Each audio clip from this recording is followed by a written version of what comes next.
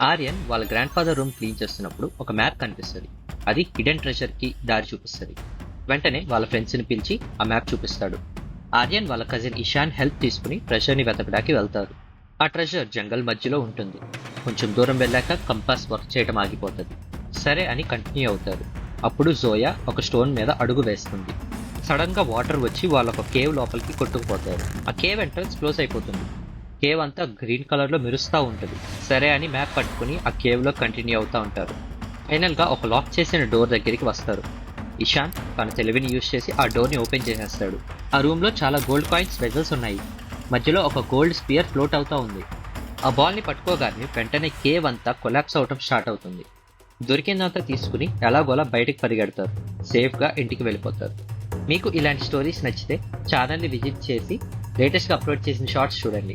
ఇంకో అడ్వెంచరస్ స్టోరీతో మళ్ళీ కలుద్దాం. Bye bye.